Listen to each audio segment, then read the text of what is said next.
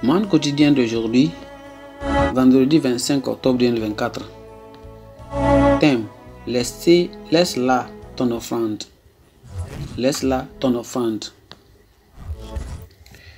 Thèse de lecture, Matthieu 5, verset 23 à 25. Si donc tu présentes ton offrande à l'autel et que là, tu te souviennes que ton frère a quelque chose contre toi, laisse là ton offrande devant l'autel et va d'abord te réconcilier avec ton frère, puis viens présenter ton offrande.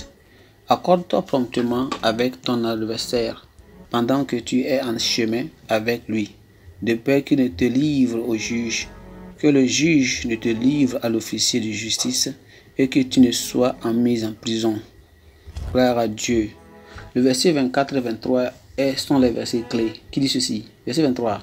Si donc tu présentes ton offrande à l'autel et que là tu te souviens que ton frère a quelque chose contre toi, laisse là ton offrande devant l'autel et va d'abord te réconcilier avec ton frère, puis viens présenter ton offrande. Gloire à Dieu.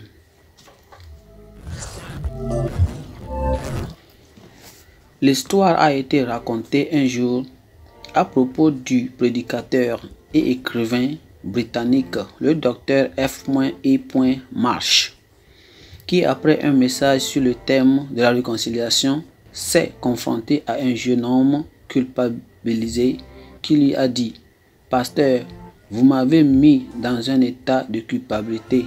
J'ai volé mon employeur et j'ai honte de lui en parler. Vous voyez, je suis un constructeur de bateaux et l'homme pour qui je travaille est un incroyant. Je lui parle souvent de Christ, mais il ne fait que se moquer de moi.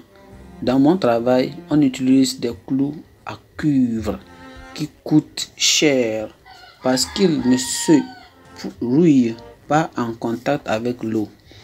Je en ramène certaines à la maison pour utiliser dans la construction d'un bateau dans mon jardin. J'ai peur que si je dis à mon patron ce que j'ai fait et que je lui propose de payer pour cela, il pensera que je suis un hypocrite et je ne pourrai jamais le gagner pour Christ. Pourtant, ma conscience est troublée. Plus tard, lorsque l'homme a revu le pasteur, il s'exclama: « Pasteur, j'ai réglé cette dette et je suis tellement soulagé. »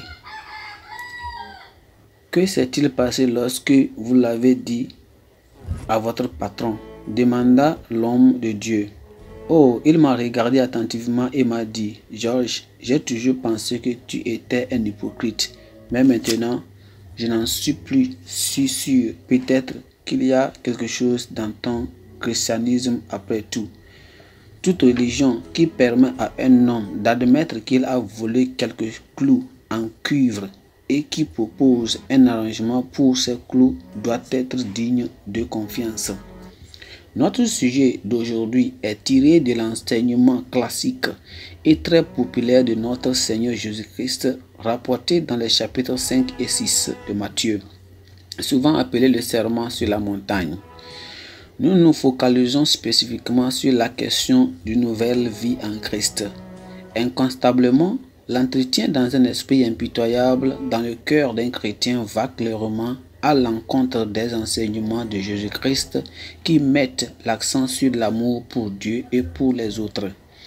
Nous sommes tous conscients lorsque nous nous montrons récitant ou bien réticents ou que nous refusons de pardonner à quelqu'un qui nous a offensés, et ceci est une manifestation palpable de la dépravation du cœur.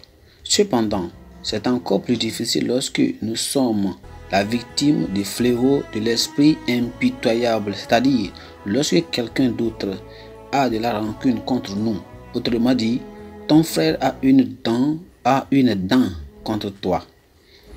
Nous ne sommes pas exonérés de la faute ou de la blâme simplement parce que la rancune est portée par quelqu'un d'autre. Nous sommes tout aussi coupables. Lorsque nous nous rendons compte d'une telle rancune, ce que la Bible dit, c'est que « et cherchez d'abord la réconciliation ». Dans ce contexte, le mot « offrande » fait référence à toutes sortes de services spirituels ou matériels que nous pouvons rendre à Dieu. Gloire à Dieu.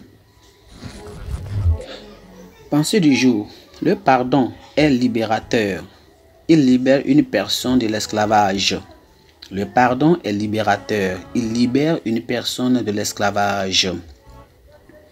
La Bible en un nom. Proverbe chapitre 12 à 14. Proverbe chapitre 12 et 14. Amen.